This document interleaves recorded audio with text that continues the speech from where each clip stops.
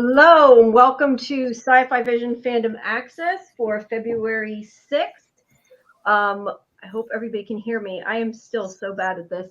But welcome everybody. Welcome. I have not done the intro in a while. Tonight we have special guest Sammi Turano, who has written the cookbook Taste of TV. So we have her here to talk all about it. Hey Sammi, welcome. Hi, thank you so much for having me, friends.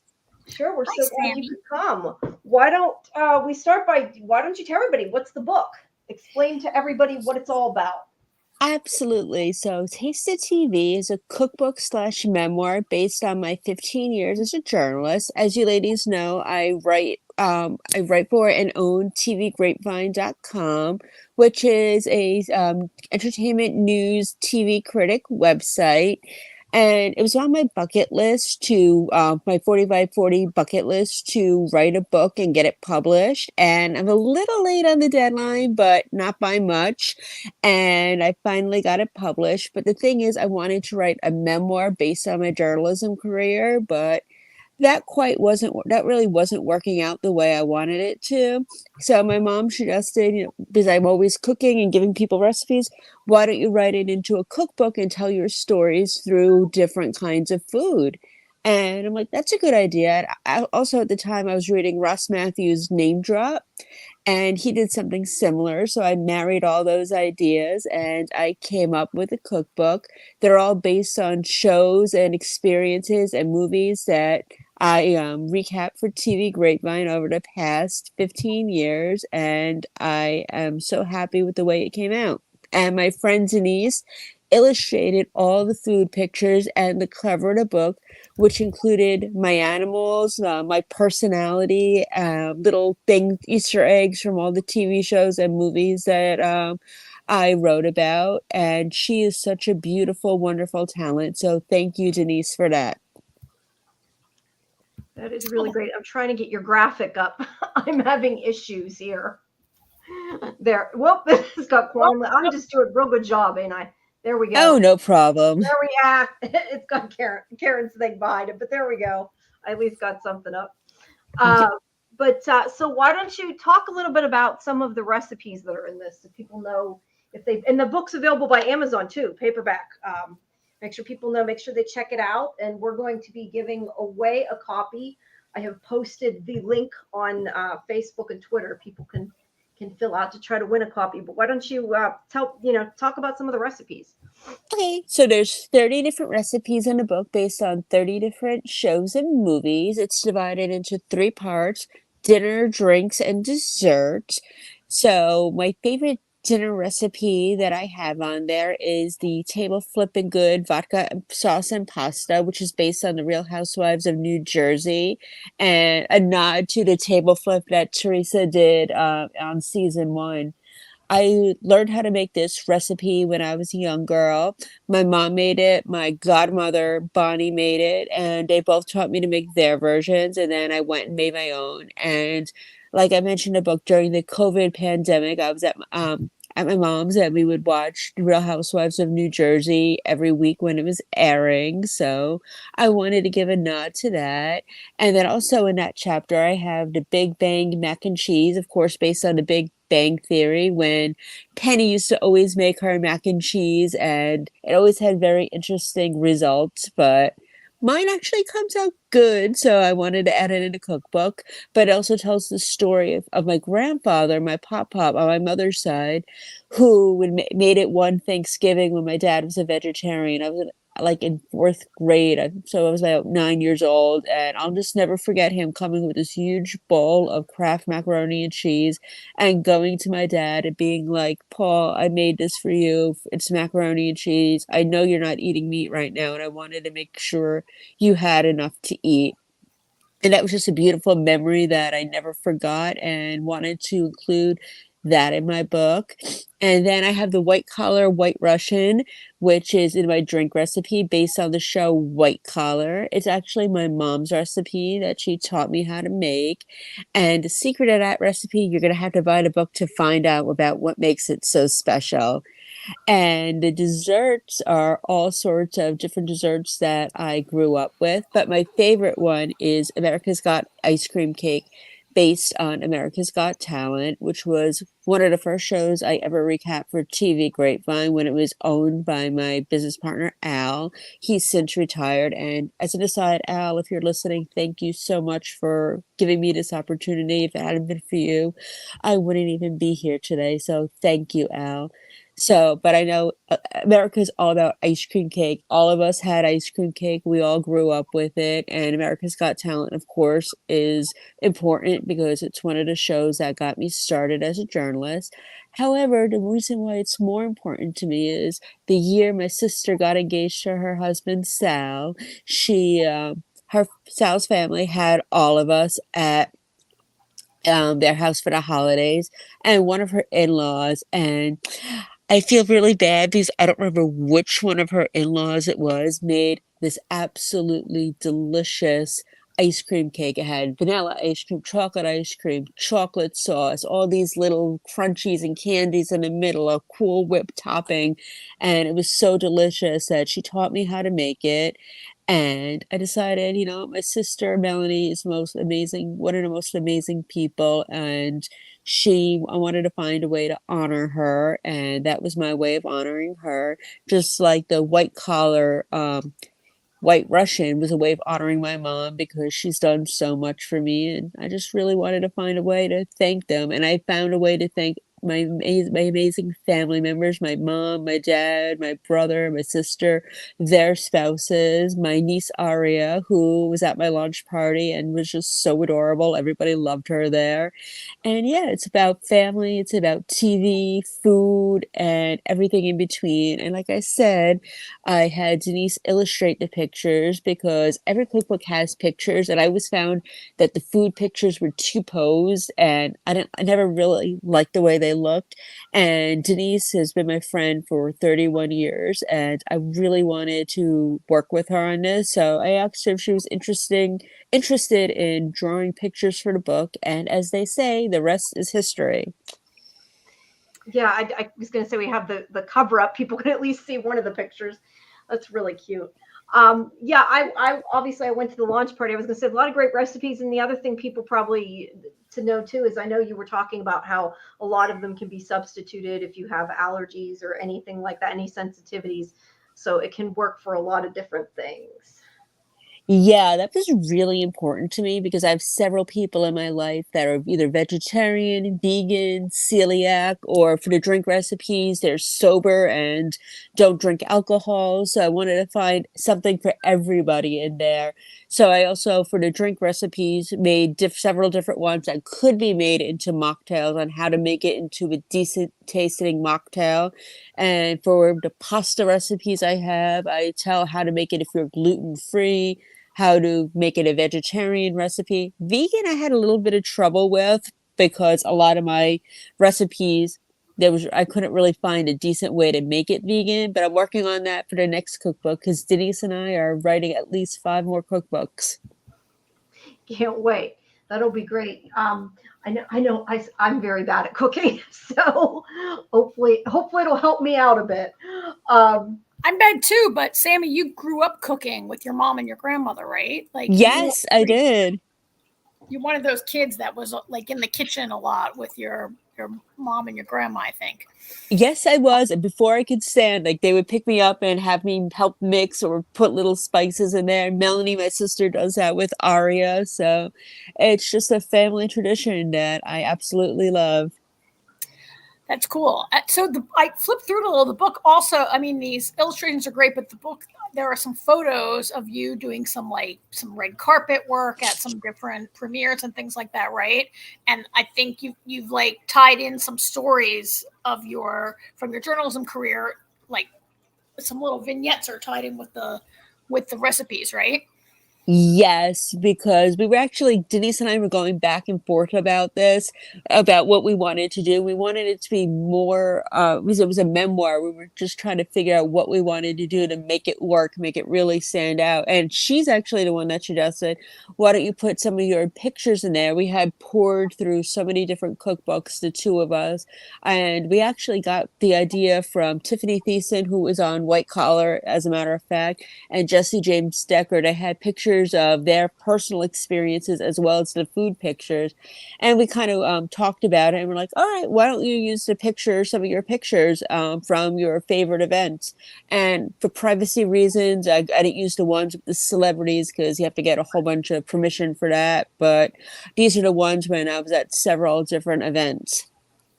But Cool. that's good though. It makes it nice and personal. Um, Getting to see Yeah. that and getting to tell your to read your stories. Sorry, I can't talk tonight. And I was going to say, I'm put up Ark's quote again here. Ark says that she really likes the idea. Is going to be purchasing. So there you go. Yay! And that was the other thing I was going to mention. You are, the last time I had looked, you were number 2 in new paperbacks. Is that correct? Yeah, I want to make sure I'm it just was quoting that. number 2 in new releases New for release. Italian cookbooks. It's like fluctuating a little bit, but it's still in the top 5. So I'm really happy about that. I'm really happy it's well received. I'm so grateful for everyone that's bought the book and has supported the two of us in this journey.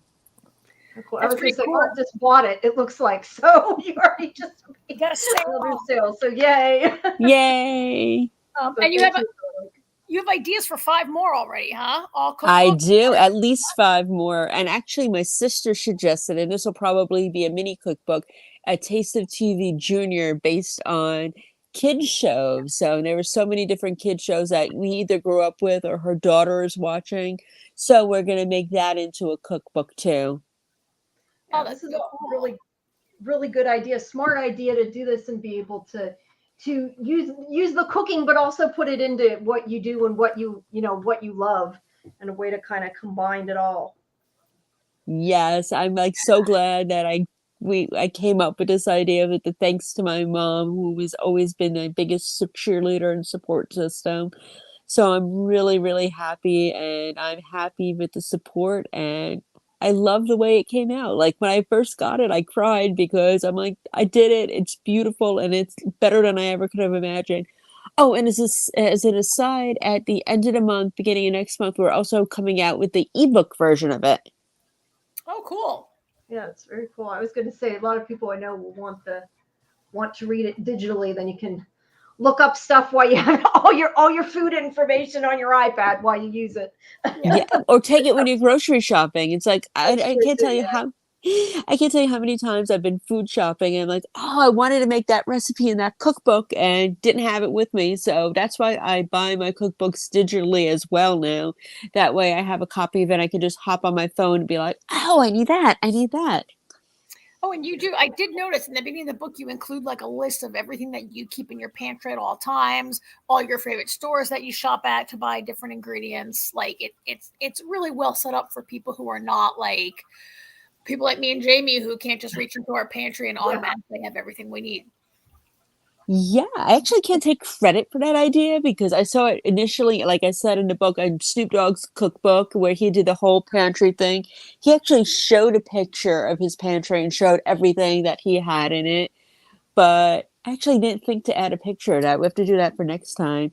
And then I'm like, I should put certain things I buy at certain stores. And like people might not know if they're new cooks as well. So it's like, why don't I put the places where I like to shop? And I also included not only stores that are available that are well nationally known, but local stores that are near and dear to my heart. That I live in Pennsylvania, so I put the meat market I always go to, the seafood place, the Italian deli I always go to, and stuff like that. That way they get a little bit of support too, because I'm all about supporting local businesses, farmers markets, stuff like that. Yeah, that's fantastic. That's really cool. So I'm trying to see if any of these local ones. I think they're somewhat local to me. They're a little bit further away, but they're still somewhat. Jamie's in Pennsylvania too, yeah. Yeah. So quick for people who maybe we have some listeners who aren't that familiar with TV Grapevine. There's a bunch of recipes that are inspired by reality programs. At Grapevine, you had your roots kind of in, like, you don't only cover reality, but you did like kind of start out with a lot of reality, right? Like you're a big Yes. reality TV fan yourself, I think. Yes. Well, we actually started before I was even part of TV Grapevine, because it was owned, like I said, by my friend and mentor slash future business partner, Al. It started as a Big Brother fan site, and then he expanded it to be more reality TV. And then when he took me on as partner, we expanded even more to other TV shows. And then when he retired and I began solely running it, I added more entertainment news, but we always had celebrity interviews and stuff like that. But to answer your question, yes, we got our start in reality TV, and then we completely just evolved into all sorts of different TV shows. Yeah, I think you're still like the big destination for Big Brother, I think, right? Very Yep. popular with Big Brother fans for your recaps. The place to be. So And I'm going to put a link here in the. I'm trying to put a link in the chat, but it adds all the extra Amazon junk when I do it. But it should at least work. People can click on it there. That link to the book, yeah. If not, I'm sure people you could search it and find it. But we'll have obviously we'll put a link on social media and everything. But at least it's there now if people are listening live. Well, it's this is such a really great idea. I'm really looking forward to checking it out. I eat many of my meals in front of the TV, so I should maybe eat more recipes that are inspired by TV, right? There you go. There you go. That's actually part of how it got started too, because I too eat quite a few of my meals in front of the TV while recapping, while writing breaking news stories. In fact, this morning, Toby Keith, may he rest in peace, he died overnight, unfortunately, from stomach cancer. I know, I'm so sad about that. I was actually drinking my morning coffee and writing his obituary. Oh boy. Yeah, and all my recaps are usually done while eating or drinking a glass of wine, or usually during a meal. So I figured TV, food, two of my favorite things, and that's perfect. Oh, it is. Got a lot of really good. Sorry, Karen. It's hard with that when I'm not seeing you. I keep cutting you off when I'm trying to. I just was looking through the list of her really smart titles that all relate to the TV show. TV shows. I can't talk tonight. I want to try the cupcakes. Call me delicious cupcakes. Call me cat. I miss that show. I know, me too. It's so sad, but yeah, you've got Big Bang mac and cheese. You've got I like only omelets for your dinner, inspired by Only Murders in the Building. That's a good one. That's what I said. She's got really good titles. They're funny. I really want to try Married to Mimosas, and Crime Berry and Vodka. Can't wait to see what that spin you've got on the cranberry there. There's some really fun inspirations that you've got here. Thank you. Yeah, I had so much fun coming up with the titles, and I was just like, I wanted to play on words because I love puns and stuff like that. So I was like, how can I make this fun? And I would just be like, I want it based on this TV show, and then I'm like, and then all of a sudden the titles would pop in my mind. Yeah, that's a really fun part. How long did it take you to write the book? 2 years. Ooh, wow. It's not going to take that long for the next one because now I kind of know what I'm doing, but you probably got all your notes together too for the stuff you couldn't fit in, hopefully. Yep, so, all on my phone, and I have notes and papers everywhere. Actually, right now, right next to me, I have a whole list of ideas that I came up with while sleeping. Yeah, right while I sleep. Well, I was lying in bed or wake up in the morning, or I'll be trying to sleep, and then I'll finally find a piece of paper, write it down. Well, that's great. We can't wait 2 years between books, so we need to come out faster. So we're looking forward to cooking all of this, and then we'll be ready for the next one for sure. Yep. Is there anything else that you want to mention about the book before we move on? No.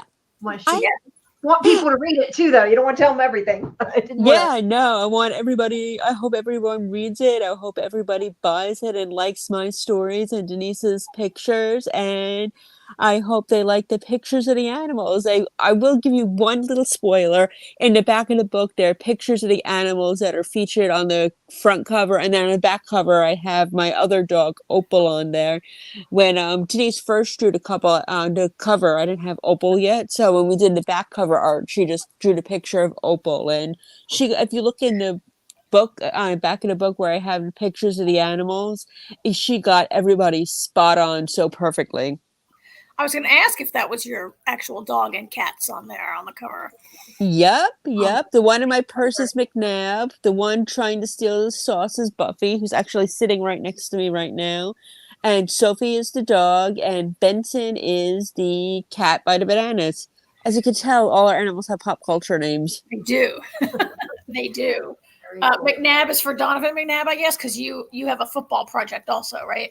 Yeah. Actually, it's from Psych.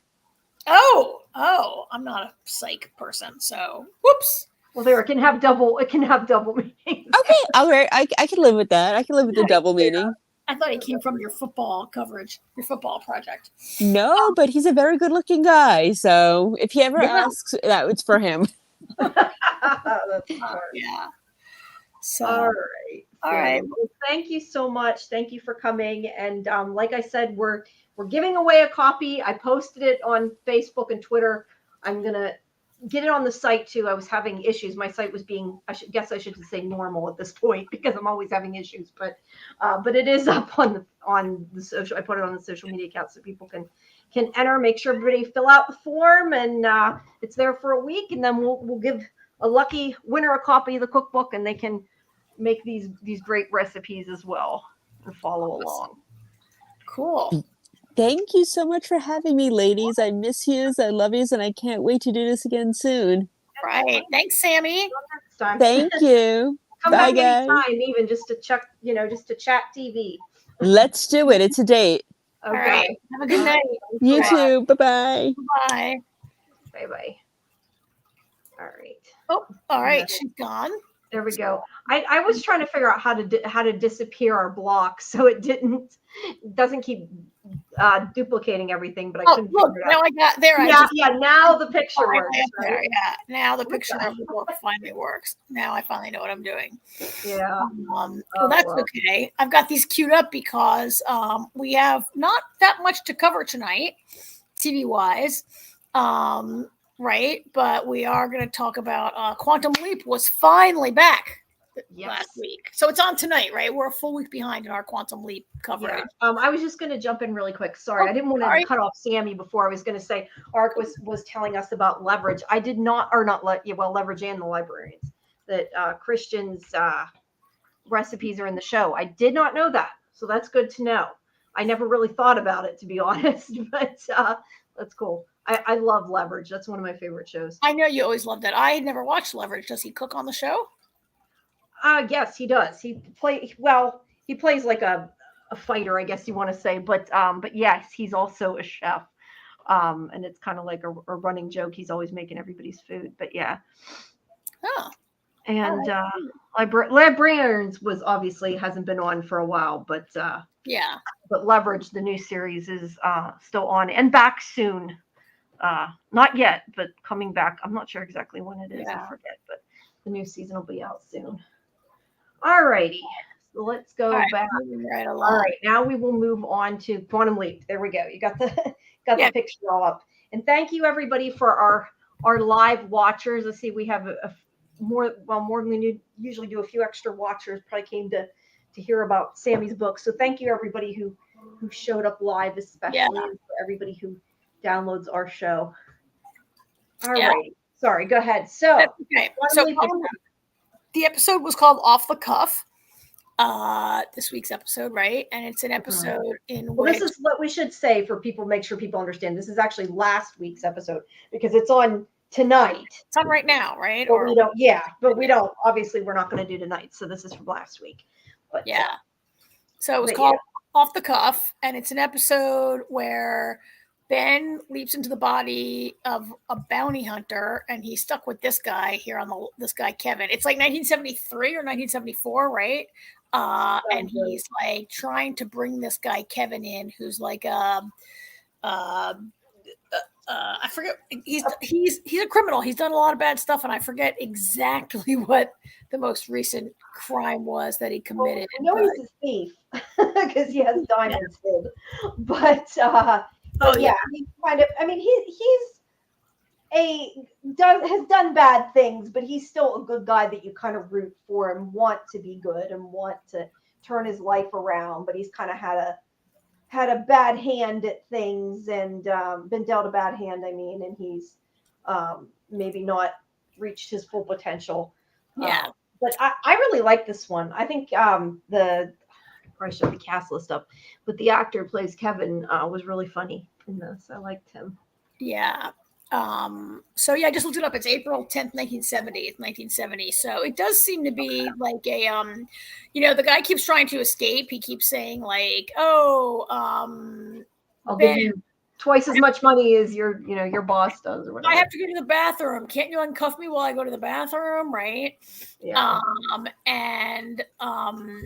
They get in some trouble and they drive off the road and like guys are trying to like come after them. And it turns out that Kevin he says he just really wants to go to see his brother before, they get in the accident and like his shoulder is dislocated. Right. And they want to go. So he's like, take me to see my brother. This is the brother. The brother's name is, I forget the brother's name. He's like, take me to my brother and doctor, he'll fix my shoulder. And lo and behold, guess who the brother is married to, right? Yeah. So I said to you by text message today, I was like, I don't know how I feel about Hannah having gotten married. On the one hand, okay, it's been 9 years. The poor woman shouldn't just have to wait every single day wondering if Ben will ever come back and not go on with her life. And she fell in love and whatever. But on the other hand, I was like, oh my God, poor Ben. Like he just like in his life, like he fell in love with her and now she's, I see Ark is saying like, how will this love story continue? Because her husband is going to die. We do know that. So there's always that chance for Ben. But yeah, they're kind of out of times. Well, not kind of, they are out of time. Different time periods. It's hard for them to meet up and to have a regular love story. So this is kind of a weird way to do it. And I think we talked about before how it's almost a little bit like River and the Doctor because they're often going backwards and it's kind of like how do they meet? So yeah, I'm not sure. I wasn't sure how to feel about her being married either, but I mean I think it works. I question the fact that Sammy saying thank you. Thanks for coming, Sammy. We can see your text. I think that they can only go so long so far because of the fact that Ben goes to different times.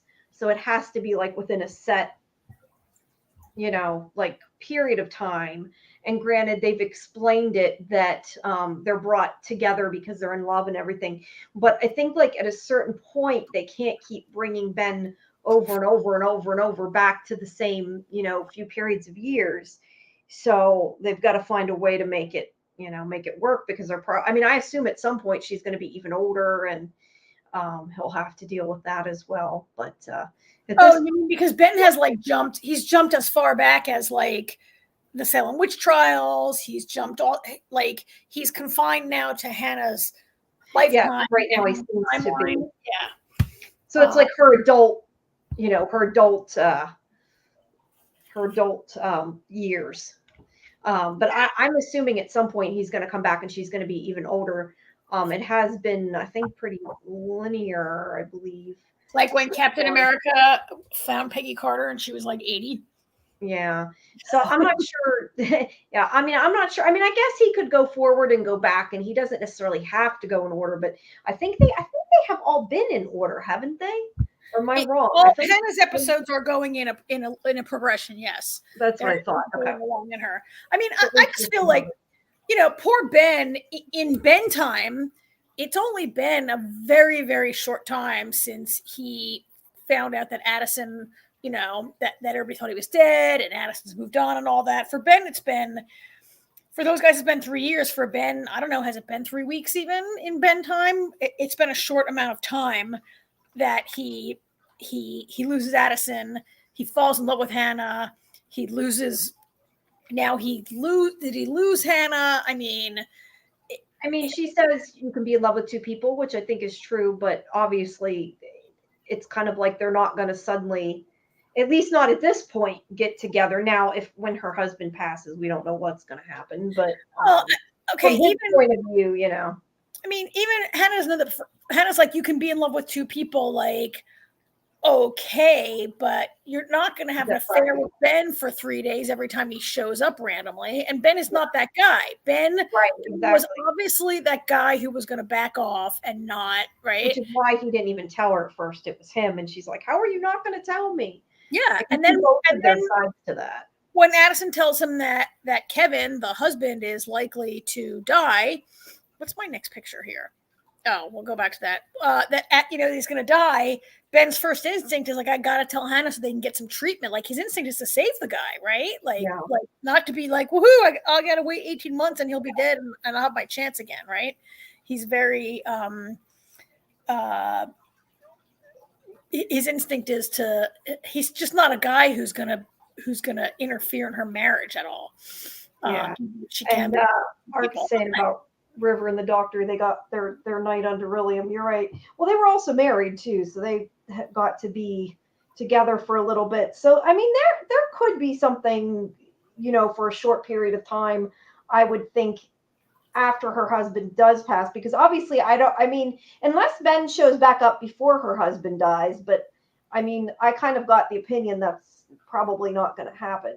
No, but I did feel weird though when he doesn't even. Well, she don't even know what Ben looks like though, for that matter. Like, no, she doesn't know. Somebody different. So, did you think? I mean, I really felt like this business of her being like, well, you can be in love with two people at the same time. That had sort of a double meaning because it certainly relates to, I think, Addison, who is with Tom, and when Hannah says, oh, I'm in love with two people, or you could be whatever, however she says that, I'm like, oh, Addison, like, she does seem at times to be torn between Ben and Tom.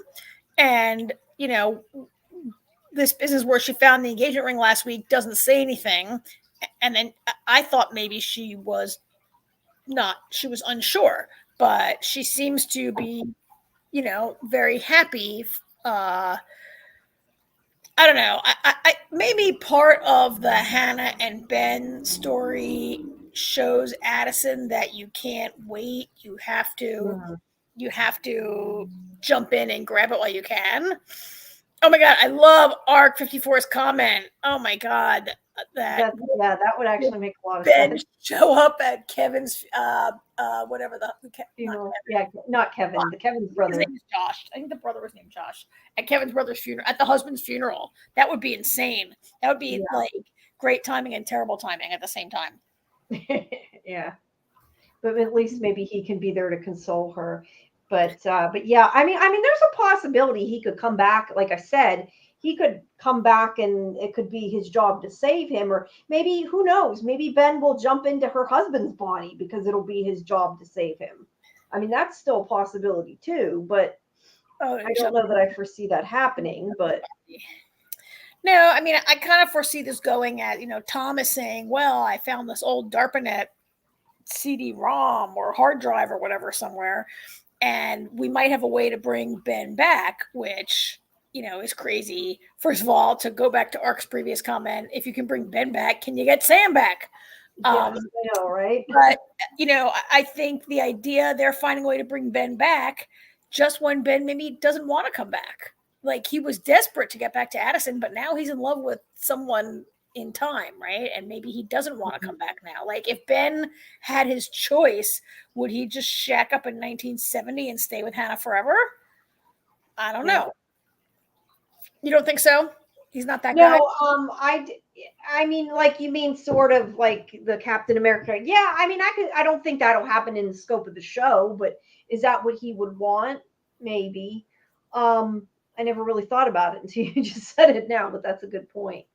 Yeah, I mean, he's finally, I mean, he's still moving though. It's not like he can stop Right. in one spot. If he could, I think maybe he would choose that. Yeah, I do. But if they could bring him back to 2024 and he would stop leaping, I don't know if he'd want to do that. He'd have no chance of finding Hannah ever again. I mean, when he met her in like the 40s, right? I mean, we've already been through like 25 years of her life, right?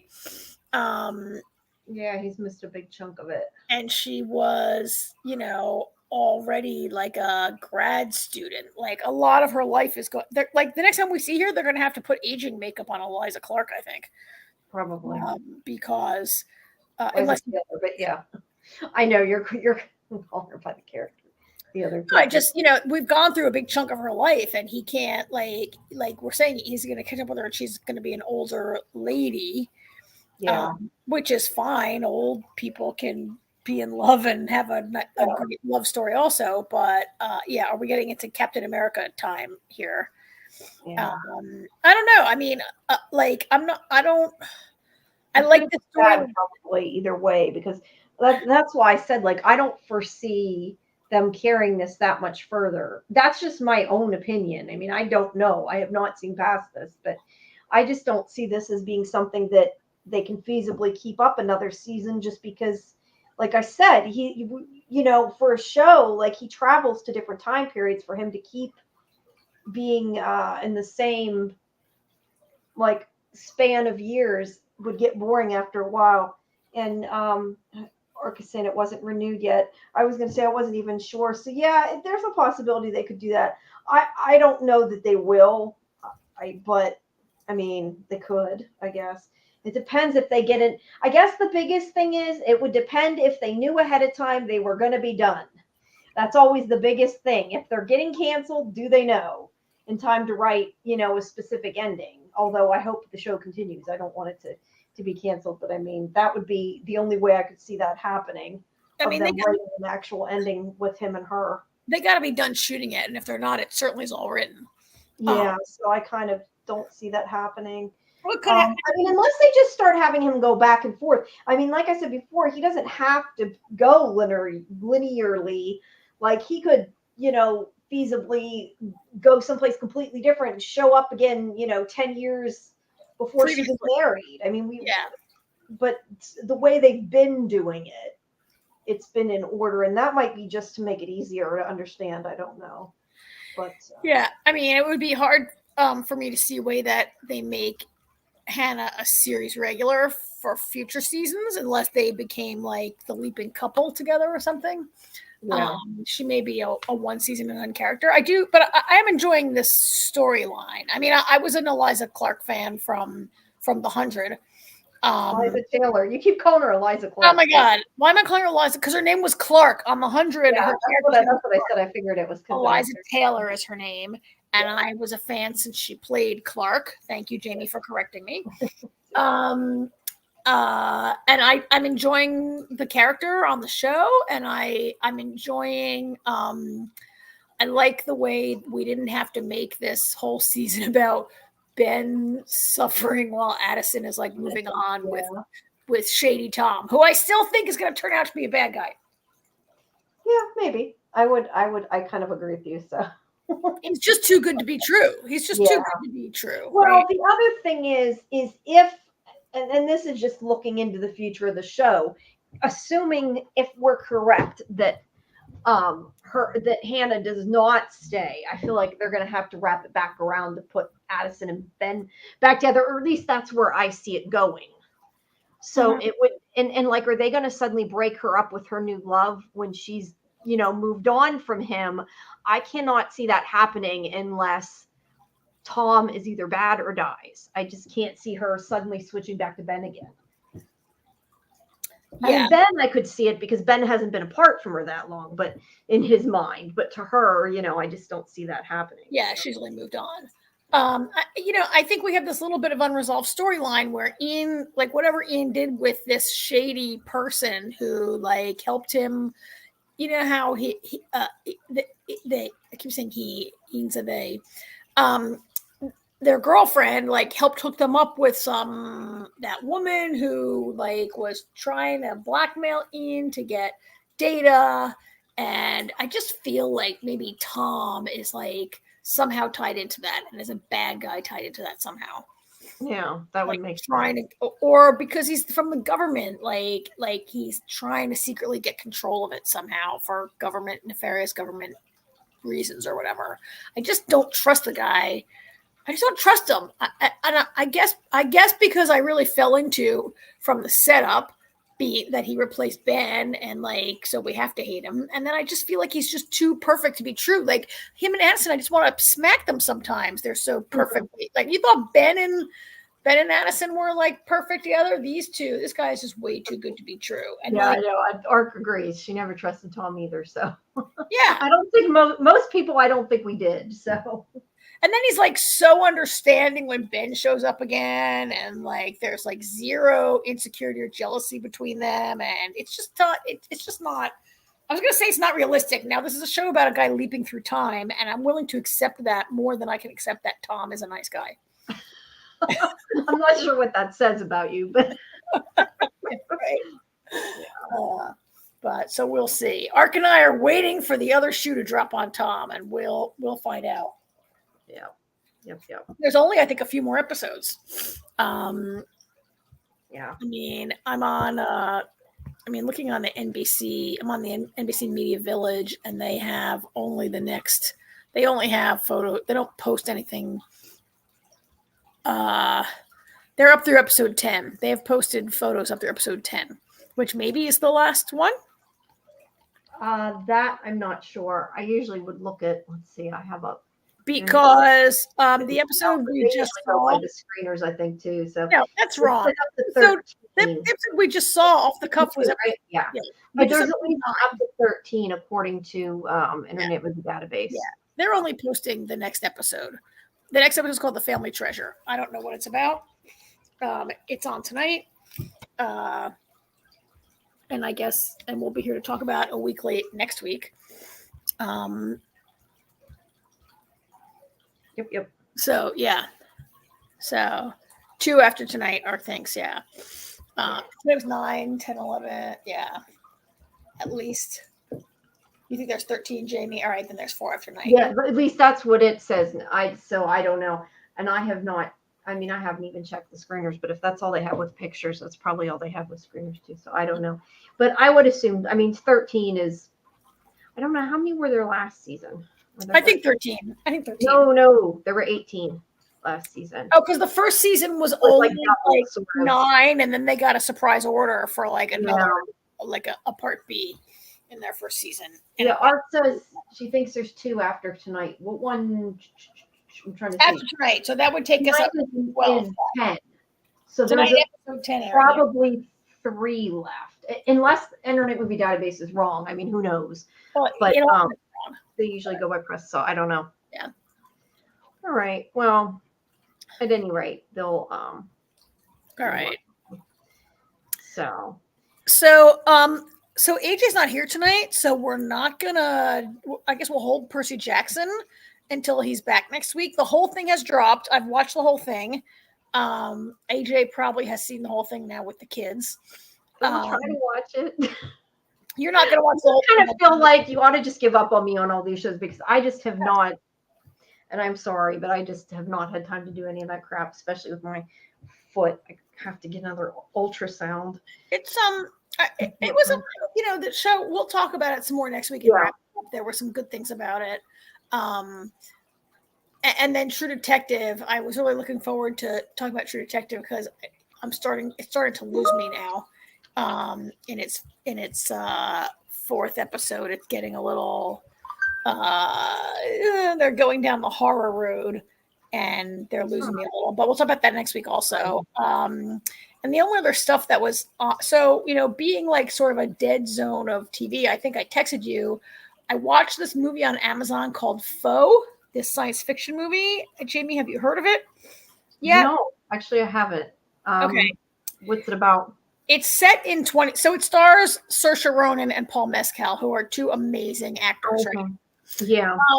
It's set in like 2065, and the climate has gotten really, really bad. So Saoirse and Paul, whatever their character name, they're married and they live on this farm in the Midwest, but it's like a Dust Bowl farm, right? Because it's so hot and never rains or whatever. And so they have other jobs also. And so what happens is that the government is experimenting. The government decided that we have to start having colony in space because we destroyed the Earth is like not gonna, right? Things are going in the wrong direction here on the Earth. We can't fix it. They're gonna have a colony in space. And so for some reason, the husband, Saoirse Ronan's husband, I should look up the character names. The husband is chosen to go up in space for 2 years on a test, like it's a test of the colony. And so he's going to be gone for 2 years. And the government agent is like, her name is Henrietta. Junior, the husband, is going. And they're like, don't worry, Henrietta. Don't worry, Hen. We're going to make a lifelike robot. They call him a synthetic human or whatever. They don't call him a robot. We're going to have a totally lifelike robot that is exactly like your husband, and you won't even miss him at all. And so a big part of the movie is about the government guy like interviewing them to try to help make the robot as lifelike as possible, and like everything they go through with their family and whatever. It's a little so. Don't ask me why a guy who's a farmer who has also a job in a chicken factory somehow has all the skills to go into space for 2 years, but he does. And it's very This is a movie, not a series, right? It's a movie. And so it's a relationship drama. It's very painful in their marriage and what they go through. And then there's a couple of twists that I won't reveal to you. I mean, I would say the main reason to watch this movie is for these two amazing actors, right? Saoirse Ronan and Paul Mescal. They're both incredible, and the work they do as this couple going through this very painful kind of thing is very good. Peter's making all kinds of noises. I don't know if you can hear it. I'm trying to hear that. But the movie is actually quite slow and doesn't always make sense. It's really not that good a movie, but these two amazing actors, their performances kind of really save it and are the reason why I keep watching it, just to watch them because they're amazing. But it's not, it's a thing that I recommend you watch it when you have nothing else to watch and you're like, what can I watch now? There's nothing on Netflix. Let me watch this movie on Amazon. I don't recommend it as a truly awesome science fiction movie. It actually is like more of a relationship movie. There are a couple twists about like the space thing and the robot thing or whatever, but kind of depressing also, and yet encouraging that it's 2024, and so by 2065 and 40 years they'll be able to like have a colony in space. I find that interesting. Yeah. Also, I don't know. I had not seen it advertised. I guess it looks like, according to Internet Movie Database, it was in theaters. Also, last year, so I feel like it would be, for the money that you're spending to create a super lifelike robot that takes like a whole year to like make him be like, to like, you know, you have to like basically. Why not send the robot to space? Why not send the wife to space? Yeah, why not send a robot to space if you can make a robot? Or like you said, use the money to send the wife there with them. Send the couple to space and don't like spend all this money on this robot and ruin people's lives. So I did watch that. It was, you know, I was casting about for some good stuff. There's a movie that I really want to watch that is not available on any streaming service that I want to. I want to watch Concrete Utopia, which is this like supposedly incredible, amazing Korean movie. It's supposed to be like unbelievable. It's about like a massive earthquake like destroys Seoul, and like it's this post-apocalyptic thing of people like trying to like live after this earthquake, and it's only available on this streaming service I've never heard of called Rakuten Viki. VIKI has exclusive North America streaming rights. Like, right? Yeah, I don't know. I've never heard of it either. Yeah, I don't know. I was going to say I've seen a couple things. They're not movies, but I can tell you I've got a couple of the things I've seen. And while you were talking, I was looking up the dates because I suck we all know that Jamie talks about shows and then is like, I forget when it comes out. I gotta look it up. So I looked it up. The one thing I was going to mention was Resident Alien. Oh yeah, Back on the 14th. I had mentioned this, I think, last week, but I talked to some of the cast today, so it's fresh in my mind. So that's next Wednesday, the day after our podcast next week, next Wednesday. So we won't be covering it till the week after that, but that'll be coming. Also, I don't know if I mentioned last time, but I had put up the interview for Belgravia, the next chapter. I think we talked a little bit about that. We might have, so forgive me if we didn't. But the other shows that are coming out, I had mentioned before, Constellation, which is Apple TV. That comes out on the 21st. And these are all still kind of embargoed, so I just got to be careful with everything what I say. But that is a space show. It's about Noomi Rapace goes up in, she's the main actress, goes up in space, and some things happen that are unexpected, and it's kind of about her coming back home. And I'm bad at descriptions, but especially when I'm trying to be careful. But that's an Apple TV show. I think I read about it because I have Apple TV. Maybe I saw a promo. I think she's gone for a while, and it's one of the things where she's gone for like years and comes back. She's gone for, I think, a year. Wait, I'm looking for the official description, so I don't say anything I'm not supposed to say. That's the best way to do it. An astronaut who returns to Earth after a disaster in space, only to discover that key pieces of her life seem to be missing. It is an action-packed space adventure and an exploration of the dark edges of human psychology and one woman's desperate quest to expose the truth about the hidden history of space travel and recover all that she has lost. That is the official Apple description. Wow.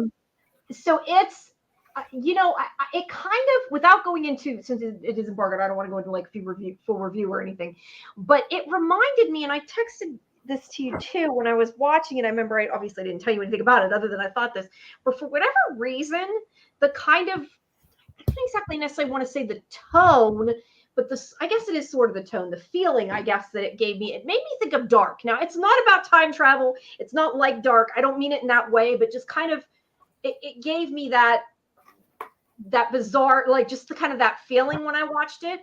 So I think that if you like that show, you will probably like this. It is definitely a twisty, complicated, sci-fi, heavy on the science in a good way show. I'll just say it that way. That's my quick review.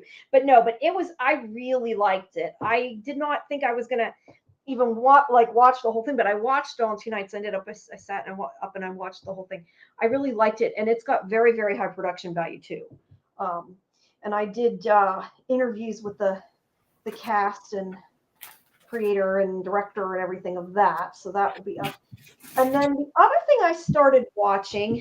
Can I just interrupt you, Jamie? You mentioned the production. You mentioned the production values, and I was going to say, well, of course, because Apple TV has been killing it with the science fiction these last couple of years. Mm-hmm. I mean, they're spending money. They're spending their money well. They've got some really great shows. I'm definitely going to check that out. Yeah, I think you and I think AJ will like it as well too. And I think probably people who follow the stuff we talk about will like it. It's a good sci-fi show. And so anyway, those interviews will be up soon too. And then the other show that I started watching because I got screeners of.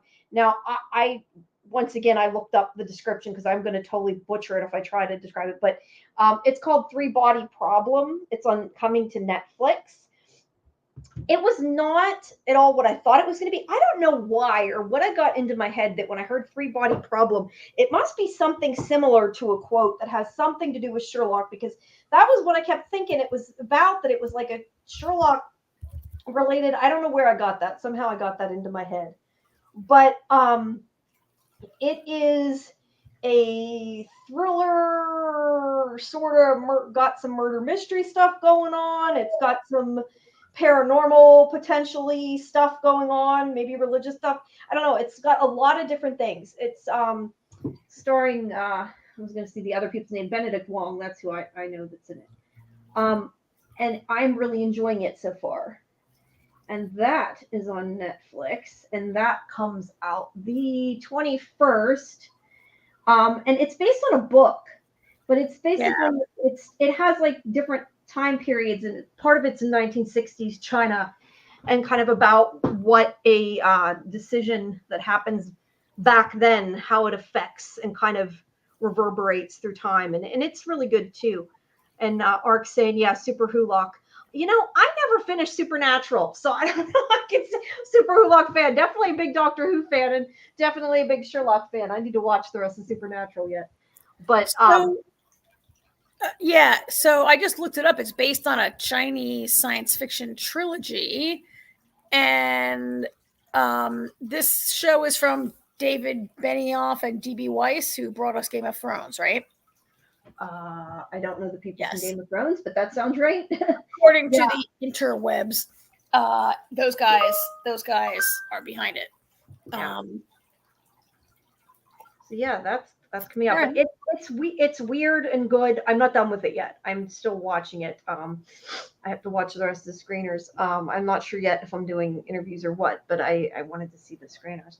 But like I said, it was not what I expected it to be, because when I first watched the part of the trailer, and the trailer's on YouTube, I don't know, I thought it was going to be more of like a murder mystery type thing. But when you keep watching the trailer and that, you see that that's not all that it is. It's a lot of things. It's sci-fi and thriller, and got a lot of different things going on. So yeah, there's that.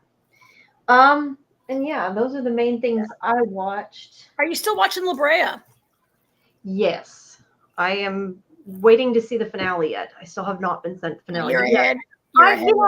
I like La Brea. I mean, it's got issues. Don't get me wrong. It has a lot of issues, but I don't know. It's one of those shows that I watch, and it's easy watching, and I don't nitpick it quite as much as you do. And I just let myself enjoy it. But it says, shame, you're forgiven as a fellow Whovian. Well, thank you. No, you know what's sad is I actually one day on Black Friday, I bought I think 8 seasons of Supernatural or something like that. And they're still sitting in their package wrap. I opened one and I never finished watching. That's one of the things on my list of things to get done. No, AJ is our Supernatural guy. Yeah. The other thing, and I don't want to talk too much about it yet, just because it's not out in the US yet, but I told you guys that I had found Orphan Black Echoes was also released, which I like. It's different. It's definitely different. It's good, but it's not as good as the original, I don't think, but it was still pretty good. So, but that's about it.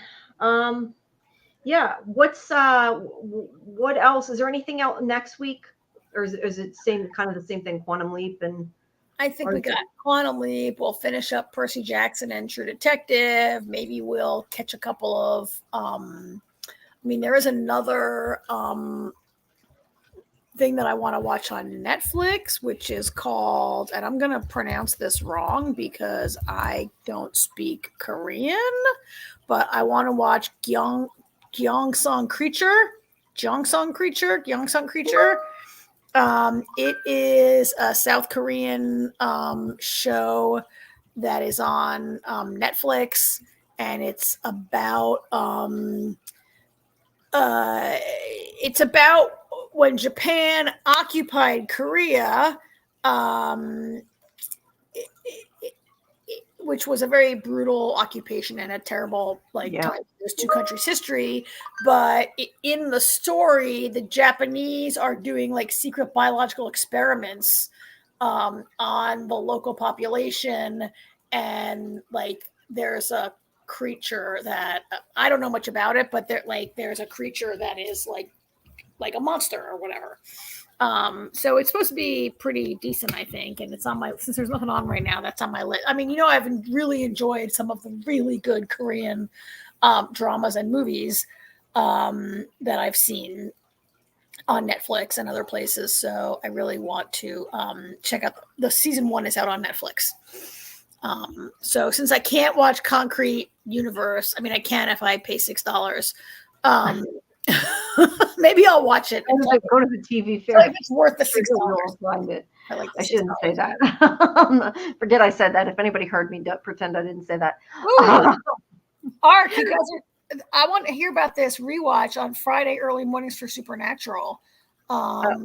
Yeah. So you're gonna have a show on Friday mornings, or we're gonna watch it on Friday mornings? Yeah, I don't know, and I don't know. I'm not sure who all's doing it. Should we? We need a link to that. We have another listener, Rewatch Talk Live.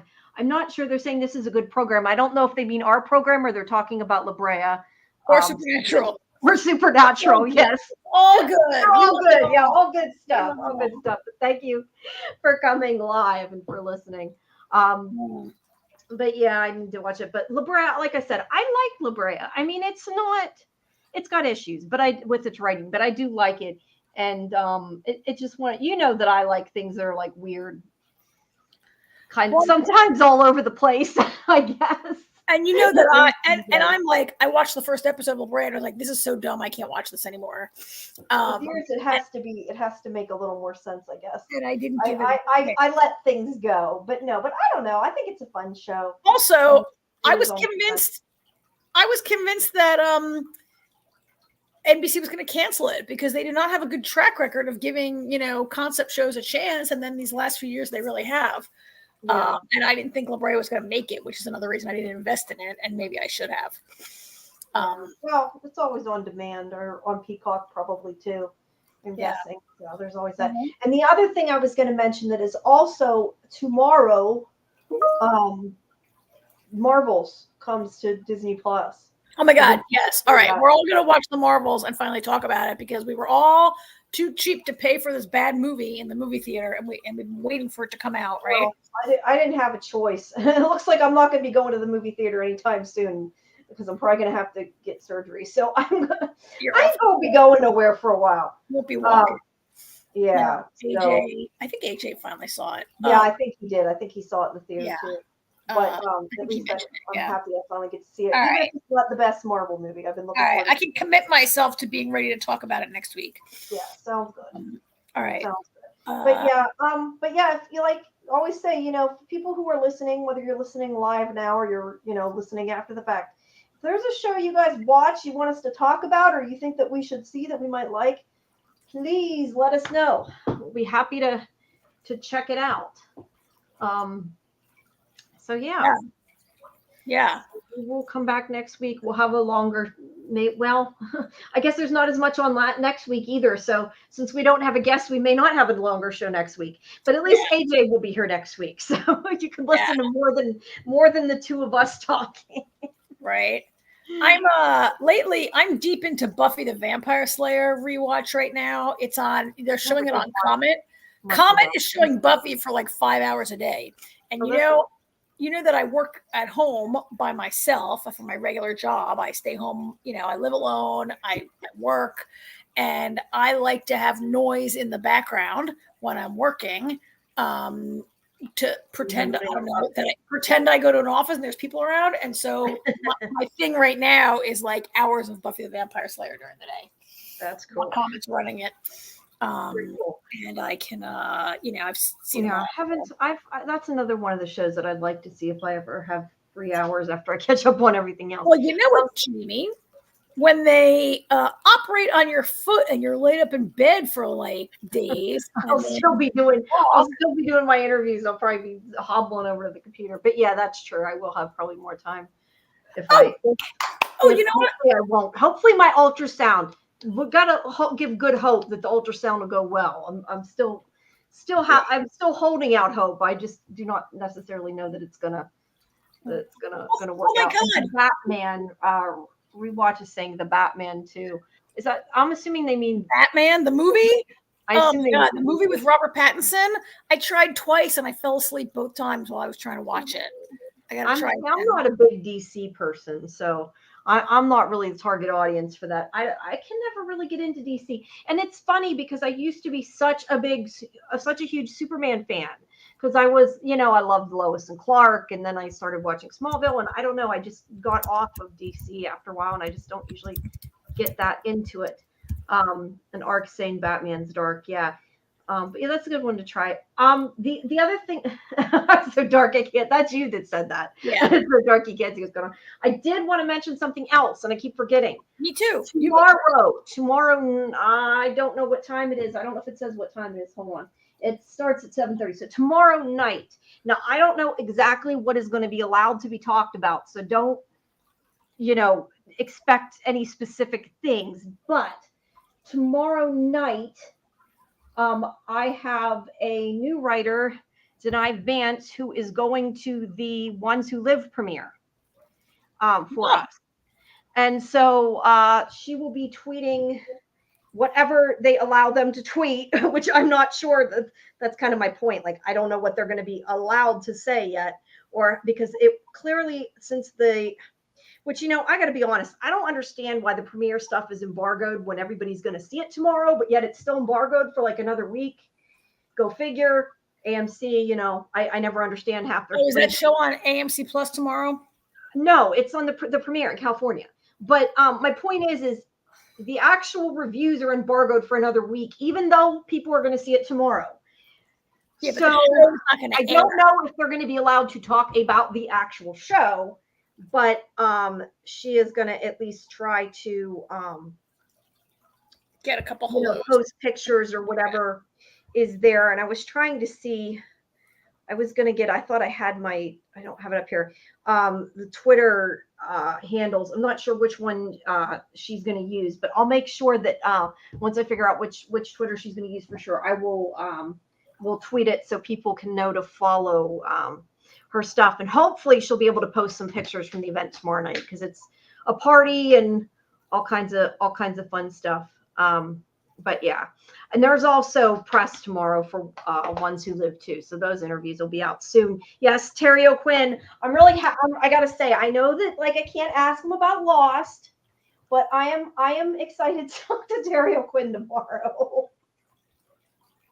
So there's that too. Yeah, that's exciting. Yeah, some other and so the premiere is tomorrow in. Yeah, it's not on TV tomorrow. Yeah, it's in LA or wherever it is. They're showing it to whoever shows up, right? Yeah. Right. So people can look for, hopefully we'll see some. No, it's coming on TV on February 25th. Yeah, that sounds right. We have almost a whole month to go. Yeah, and Jill's review will be out. I think it's either the 14th or the 15th. I mentioned before when it is. It's one of those 2 days. Whenever the embargo lifts, Jill's review, Jill Roby, her review will be out then on SciFi Vision as well. And Arc is too focused to be twitting. I'm not sure. I think I missed what she's referring to, what show, but that's all right. So listen, I almost forgot before we go. Since I spoke to you last, I went to New York City and I saw Harry Potter. I'm so mad at you for that. I saw Harry Potter and the Cursed Child. I saw it on Broadway last week. Even if I had the money to go, which I probably could have afforded right now, but I can't go with my foot, so it doesn't matter. No, but that's cool. Yeah, you got to see the play. So what did you think? So it was good. So, it has changed. Before the pandemic, it was so long. It was like 5.5, 6 hours. You would go to a 3-hour show, and then you would either go to dinner for a few hours, you'd go to the matinee and then come back at night, or you could see it 2 different days, 2 days in a row, because it was so long, which was really not probably good for families or children or almost anybody, right? Who wants to do that? It was so they during the pandemic, J.K. Rowling and her co-authors or whoever, they really chopped it down. It's about 3.5 hours. It was I got out of there. It was 3.5 hours, including the intermission. Why don't people like the original play? I mean, I don't know. They just chopped. People compare them, so I don't know. They chopped it back really short to be shorter, and they added some exposition and change. I mean, that's just way too long, for a play. Yeah, come on. It was good. It was fun. There are some fun magic things where things like levitate, and you can't see any wires or anything, and there's some other lighting effects and magic. There's some fun magic things that happen. There's a cool duel that happens. We sat in the dress circle, which is It's sort of like the first balcony. The balcony was above us. It's like the mezzanine, right? We had really very good seats, and they have a scene where some Dementors like swoop out of the ceiling that were like really. The Dementors were really very well done and really cool. If you've read the play, I think a lot of people have read the play right now. Yeah, I have the book of the Yeah, but people have said the play was good as a play, but as a book, it's well, I mean, reading a play is like a true. script is not meant to be read as a book, and if you haven't read scripts recently, and when's the last time you read like a script, right? Well, Like, I've read. I read Most scripts, people but maybe not, but I've read a lot of scripts. So to me, the script thing, at least, I don't feel like is what bothered me. I just didn't love the story, and I won't spoil some of the big things in it, but there's some surprises in there I didn't expect, and I don't know necessarily made sense to the narrative of the original, but it's supposed to be good as a play. So, I don't know. I would love to see it. I probably won't it get was to. good. But So it was good. There are some cool things they've done in the theater, and some effects and some things that you see in the theater that are cool. They've done a nice job with some of the magic, the costumes. It was fun, and it was um, and it was New York City, so we spent about $75 on food while we were in this play. Um, but it was good. I recommend it. It was fun, and I really think they did a nice job with, again, some of the magic, which makes it like more than just a play. It makes it a Harry Potter play, right? yeah, I'd love to see it. I want to go back, Yeah. and that's the other thing. And I can't remember the name offhand, but obviously they had added the Forbidden Forest to the park. I just thought about it when you were saying that. They have that new section of Universal coming that's going to have the whole French wizard thing coming to Orlando. So that's what I want to go back to. See all the new stuff. Yeah. That we missed, but yeah. So anyway, I guess that's what we got for this week. Yeah. We'll have AJ back next week, and as we get more into the spring, we're getting into more of like a regular television cycle, and our coverage will even out a little bit with regular shows every week. Yeah, I was gonna say there is one thing I watch, but I know you don't watch it. It's reality TV. I like Traders. I just was thinking about that. That's the one thing I do watch. You got to get over on TV Grapevine with Sammi. Yeah, well, that's one I really like. Oh, okay. Yeah, now I get it. Why she was saying about sparkling vampires. Sorry, I was trying to figure out in the chat why she was talking about sparkling vampires. I forgot they mentioned Robert Pattinson. That was why. Yeah. I'm like, what the heck? What were we talking about? Twilight? Something's going on there. Yes, Ark. I have seen Twilight. I liked them when they were out. I don't know that I would feel the same now. I was younger when they were out, and I kind of enjoyed them. I enjoyed the books. I don't know if I feel the same now, but I at the time enjoyed them. Yeah, I have them all on disc. I probably shouldn't admit that, but I have them all from when they were out. That reminds me, just because I'm thinking of big franchises. The other thing I want to see, I have not, again, because I couldn't go to the movie theater, that I want to see is the new Hunger Games. I haven't gotten to see yet either. That I do want to see that. Oh yeah, that should be easy to catch, easy enough to find. Yeah. Well, it's out. You're going to pay to rent it, but yeah, it's out now in digital. All right. Well, we rambled ourselves enough. So if anybody who's listening later stays with us and Ark and Rewatch Talk for listening to us this whole time, thank you. We have kind of gone, I can't believe we've talked over an hour, and like almost an hour of that has been just me and you going on and on after Sammi left. So yeah. Well, thanks everybody. Yeah, thanks everyone for joining us. Yep. And we will be back next week, same time. And make sure that you fill out the form on social media to win Taste of TV book. I will try to get it on my site. It's a raffle. I put it under Raffle Copper, but the whole stupid coding for Rafflecopter, it wasn't. I was having issues with it, so right now it's just on the socials. But you guys can find it either on Facebook or on Twitter of Sci-Fi Vision. It's linked there, so make sure you fill out the form and try to win her book. All right, guys. Well, stay tuned. We'll have news if anything on social media. I'll make sure to post. And as always, thanks to NDV Media for hosting us. Thanks to Roger and all of our co-hosts and the gang. Check out some of the cool shows over there. Yep. We appreciate it. All right. All right. Have a good night, Karen. Good night. All right. Bye-bye.